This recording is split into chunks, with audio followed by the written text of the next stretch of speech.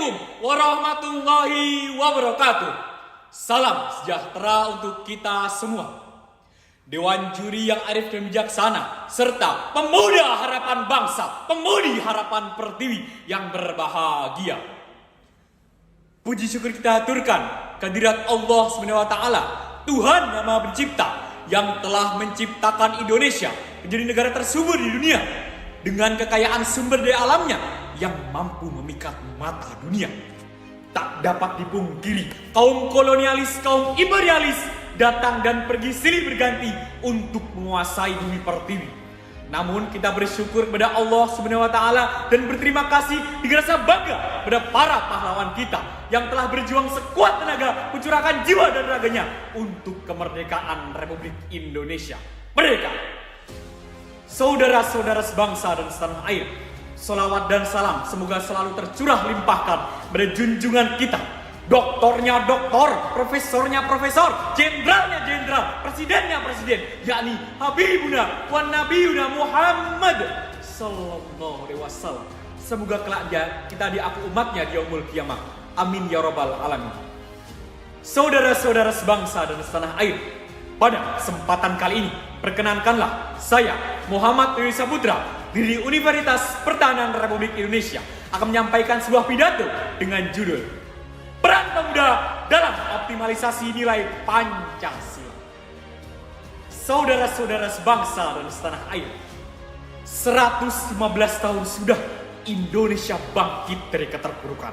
78 tahun Pancasila lahir di bumi ini. Reformasi dilakukan tiada henti. Namun bagaimana dengan bentala edukasi pemuda-pemudi? Apa ia ikut berlari, bangkit menerjang lajang informasi, atau justru malah berlutut lenyap di dalam bumi? Saudara-saudara sebangsa dan setanah air, 78 tahun sudah Pancasila lahir di negeri ini. Tepat pada tanggal 1 Juni 1945, pahlawan cendekiawan melakukan rundingan dalam rangka mempersembahkan Pancasila sebagai falsafah hidup bangsa Indonesia. Falsafah bangsa yang tentu tidak akan pernah lepas dari bumi Indonesia. Ingat saudara-saudaraku, dari Sabang sampai Merauke, dari Miangas hingga Pulau Rote, kita di bawah naungan Pancasila. Kita lihat dari sisi keberagaman dan kebinekaan, ribuan suku, ratusan etnik, adat istiadat, agama, budaya bersatu padu membentuk negara kesatuan Republik Indonesia.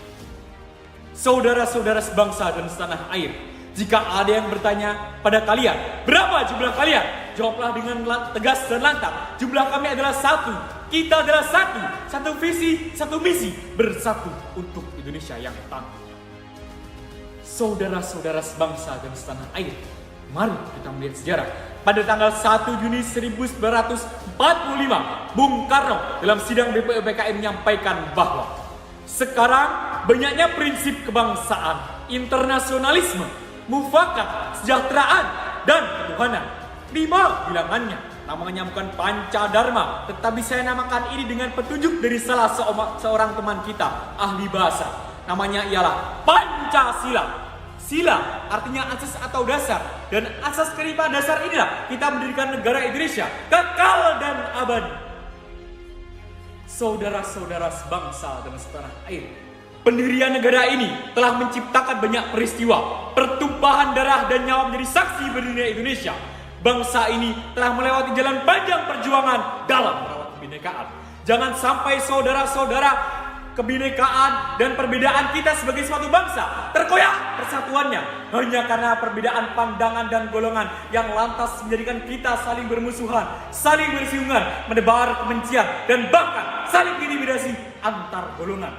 Padahal para pendiri bangsa mendirikan bangsa ini untuk kita semua, dari Sabang sampai Merauke. Saudara-saudara sebangsa dan setanah air, tidakkah kita berpikir mengapa negara kita Indonesia ini sejak dulu kala tidak pernah maju? Padahal Indonesia adalah negara maritim terbesar, negara yang kaya akan pulau, kaya akan suku, ras, budaya, serta sumber daya alamnya yang melimpah. Tetapi pertanyaannya adalah, mengapa negara kita Indonesia ini sejak dulu kala tidak pernah maju? Seperti layaknya negara-negara maju, seperti contoh Singapura. Singapura yang maju karena apa? Karena ada sesuatu atau hal yang Singapura takuti. Singapura, dia takut karena mayoritas penduduknya adalah etnis Tionghoa. Korea Selatan, dia takut dengan Korea Utara. Sedangkan kita, Indonesia, tidak maju karena apa? Karena Tuhan pun dia tidak takut.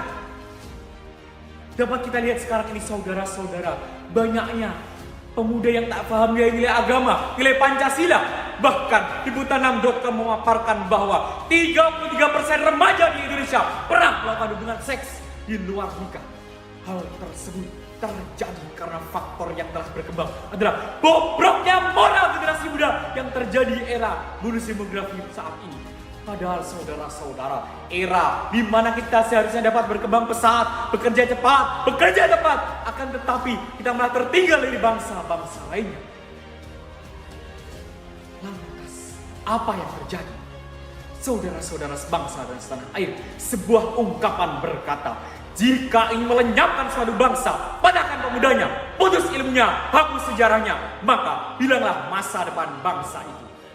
Dari ungkapan tersebut telah menggambarkan apa yang sedang terjadi di negeri ini. Dapat disadari betapa kuatnya peran pemuda, pentingnya menuntut ilmu pengetahuan, dan berbahaya jika pemuda buta akan sejarah serta ilmu yang menjadi pondasi pembangunan di negeri ini.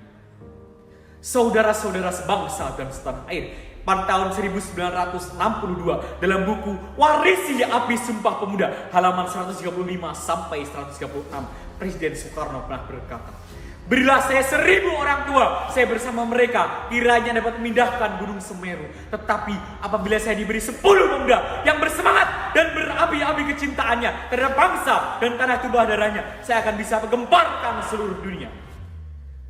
Saudara-saudara sebangsa dan setanah air, Allah SWT telah berfirman dalam surat Al-Mujadilah ayat 11 yang berbunyi, A'udzu billahi minasyaitonir rajim. Bismillahirrahmanirrahim. Yarfa'illahu alladhina amanu minkum walladzina utul ilma darajat. Yang artinya Allah akan meninggikan orang-orang beriman di antara kamu dan orang-orang yang diberi ilmu beberapa derajat. Saudara-saudara sebangsa dan setanah air, kemajuan ilmu dan pengetahuan dan teknologi saat ini bukanlah berarti kehilangan jati diri. Tidak akan ada artinya penguasaan ilmu pengetahuan dan teknologi tinggi tanpa dilandasi dengan ilmu budaya bangsa dan jiwa nasionalisme yang telah diwariskan nenek moyang kita puluhan abad lalu.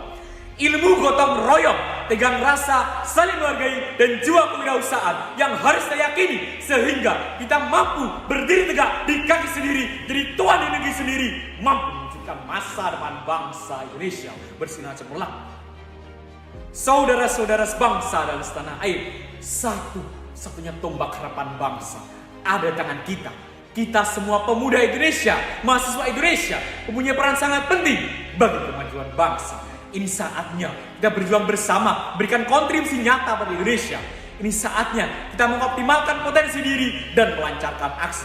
Saya, atas nama mahasiswa Indonesia, mari berjuang bersama, membawa Indonesia pada keadaan yang benar-benar bangkit di tengah kehidupan dunia yang elit. Mari melangkah bersama karena 15 sampai 20 tahun ke depan, bukan dia, bukan mereka, tetapi kita yang akan menjadi pemimpin besar di bangsa yang besar ini. Demikian dapat saya sampaikan. Sebelum saya tutup, saya akan menyampaikan kata-kata dari Bung Karno. Hanya bangsa yang mengambil nasib pada tangan sendiri akan berdiri dengan kuatnya.